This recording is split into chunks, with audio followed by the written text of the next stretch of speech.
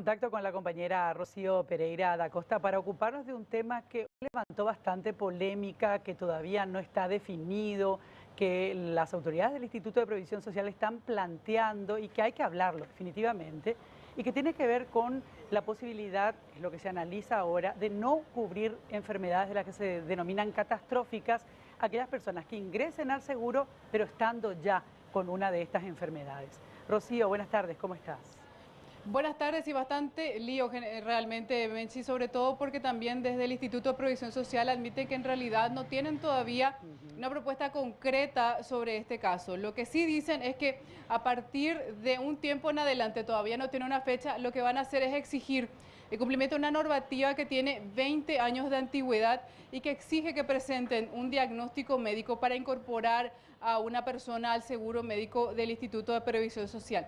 ¿Qué van a hacer después de que se determine que esta persona tiene una enfermedad catastrófica, dicen ellos, no tan de cualquier enfermedad? ¿Y cuáles son esas enfermedades catastróficas? Hablamos de cáncer, diabetes, enfermedades renales y enfermedades cardiovasculares, decía el presidente del Instituto de Previsión Social. Escuchemos parte de la explicación que dio hace unos minutos nada más en la caja central del IPS. Hemos detectado que el costo de las enfermedades crónicas no transmisibles, las enfermedades catastróficas, llevan el 50% del presupuesto para el 1% de los asegurados. Y hemos también detectado que entran de manera irregular un montón de personas que tienen la desgracia de tener y de sufrir una de esas enfermedades y que motivan el uso discrecional de dichos fondos y que perjudican de alguna manera a los asegurados normales de IPS. Los empleadores tienen la obligación de hacer un examen de admisión de sus trabajadores. Eso está en la ley desde hace mucho tiempo y hay una norma de IPS desde hace mucho tiempo que no se cumple. ¿De dónde tiene que ser el estudio médico? Y tiene que ser un estudio que haga el trabajador. ¿Pero dónde? ¿En cualquier lugar? En cualquier lugar. Nosotros necesitamos saber el diagnóstico nomás, es una medida preventiva de control.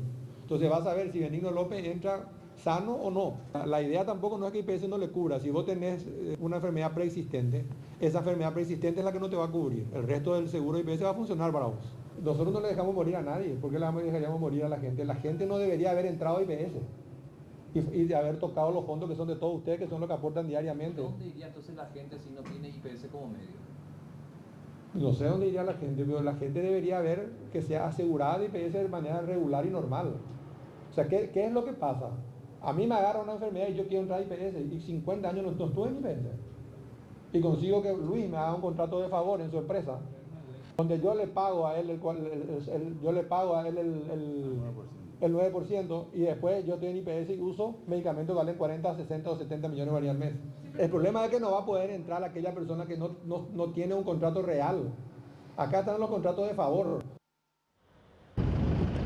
El presidente del IPS insiste mucho con este caso particular. Él dice que están teniendo alrededor de 100 casos que están dentro de estas características que le está diciendo. Una persona que se incorporó tardíamente al Instituto de Previsión Social y que unos días después se descubre que tiene una de estas enfermedades catastróficas.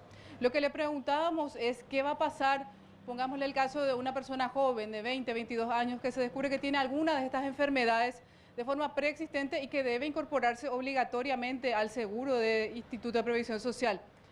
Y él nos dice que en esos casos él cree que no va a regir esa exclusión, solamente para lo que él denomina los contratos de favor. Ahora va otro problema, ¿cómo es que ellos van a poder probar que se trate de contratos de favor? Y es allí que tampoco ellos tienen un panorama concreto. Dicen que ellos jurídicamente tienen que determinar el reglamento que van a aplicar para esos casos y es una vez que tengan completo ese panorama es que van a anunciar cuáles son las determinaciones que van a tomar. Sí, es bastante compleja la situación, Rocío, pero definitivamente tiene que haber un mayor control para estos contratos de favor, como decía muy bien el presidente del Consejo, Benigno López, porque se trata, casi siempre decía él, de personas de más de 60 años que no pueden estar trabajando, incluso decía porque tienen un deterioro físico importante. O sea, hay una serie de características que se dan en este cuadro de irregularidades y ejercer un mayor control, porque decía muy bien él, ¿verdad?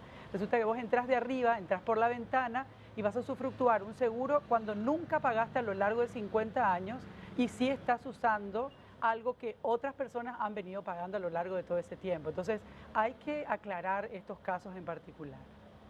Lo que también abre otra discusión, Menchi, es con respecto a por qué hace la gente esto, por qué la gente se va y se inscribe a IPS cuando tiene esta situación. Porque en el Estado ninguna institución te puede atender de la manera en que necesitas, en la que no implique necesariamente tu muerte pronta, recurrir a una institución pública. Y tampoco en ningún seguro privado te cubre este tipo de enfermedades.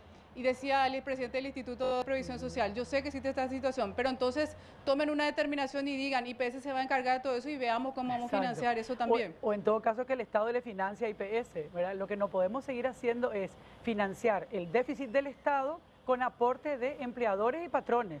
Eso es lo que es irregular, o sea, para eso debe estar el Estado, porque es así como vos decís, Rocío, la gente acude a IPS y entra por la ventana porque hay un Estado que no se encarga de estas enfermedades y en realidad nadie se encarga de estas enfermedades, porque si tenés un seguro privado, por ejemplo, y tenés una de estas enfermedades catastróficas, Tere, y no vas a poder lograrlo a través de ese seguro privado. Esa es la realidad. Y lo peor de todo es que de repente un asegurado que estuvo pagando a lo largo de su vida no puede acceder a terapia intensiva, por ejemplo, porque alguien que es hijo de o fulano de tal, entonces tiene que entrar y tiene que usar terapia intensiva y nunca pagó un peso del seguro. Este es un tema de justicia y hay que resolverlo. O sea, lo que no podemos hacer es meter el problema bajo 3 candados y no hablarlo, porque esta es una situación con la que se enfrenta el IPS. Y es plata de los asegurados y de los patrones. Entonces, hay que resolverlo. Los medicamentos que están cubriendo para estas enfermedades catastróficas tienen un costo de entre 15 y 40 millones de guaraníes por mes que deben ser consumidos por la persona que está padeciendo una de estas enfermedades. Y atiendan lo que pasa también con el Fondo de Salud. Actualmente el stock de medicamentos, que tiene alrededor de 500 ítems, el 30% está en stock cero en IPS, 20% solamente se está llamando a licitación y 10% dice el presidente del instituto que generalmente no hay. Y es así. Sí. Y el tema es que hay un 50% del presupuesto que se va al 1% de los asegurados. O sea, así de injusta es la situación. Entonces, hay que hablar de este tema, hay que debatirlo y hay que encontrar una solución. Sobre todo porque además, cuando se inicia IPS allá en la década del 40, Rocío, no se hablaba de enfermedades catastróficas. O sea, nunca se previó este tipo de cosas. Y por eso es que se habla de una nueva carta orgánica también, ¿no? Como una cuestión de urgencia. Gracias, Rocío.